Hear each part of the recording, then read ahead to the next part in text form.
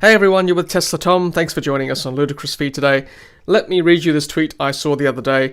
In 2021, there will be 366 EV models available globally, up from 311 in 2019. In Australia, we will have 29, same as global model availability in 2011. So that puts us about 8 years behind, which is not that surprising if you've been following the EV trends in this country. So I found the Wikipedia page entitled Government Incentives for Plug-in Electric Vehicles. I will put a link in the description below. There were 34 countries listed. Of those 34, there were 20 countries that had a grant or subsidy for new electric car purchases. There was one country with a tax disincentive, and I'm sure you can guess which one. I'll go through that one a little bit later on. There were 5 countries with a scrapping incentive, which was a subsidy for trading in your ICE car. There were 11 countries with driving perks, like being able to drive in a bus lane, the carpool lane, free city parking, and free tollways. In fact, in London, if you drive an electric vehicle, you don't need to pay their congestion tax to drive into central London. Let me give you an example of a country that's very progressive when it comes to electric vehicles. Let's have a look at South Korea as a case study. In Korea, you get a $12,000 purchase subsidy for your electric vehicle. There are other tax exemptions on top of that. There are reductions in insurance premiums. There are discounts for tolls and parking fees in the city. There is a installation policy in Seoul for electric vehicle supply equipment around the city.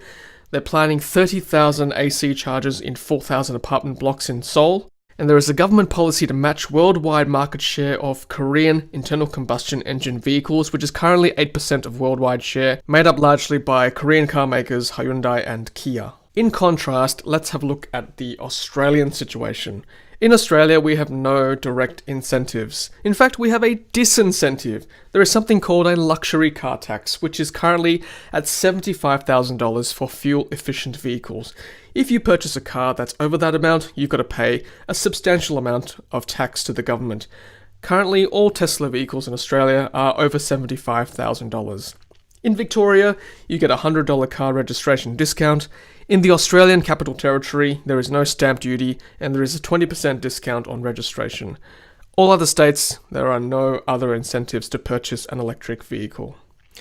Alright guys, I hope you'll agree that is probably why there is such a slow uptake of electric vehicles in Australia. We just don't have the incentives from the government to purchase these vehicles, and I think that's where we need to head in the next 5 to 10 years if we're going to catch up with the rest of the world. We are currently 8 years behind and probably falling further behind with every passing year. Alright guys, thanks for watching. Hopefully it's a lovely day wherever you are in this world, and as always, happy charging. Thanks for watching, and thanks for being part of the energy revolution. If you haven't done so already, be sure to hit subscribe to stay up to date with our latest videos.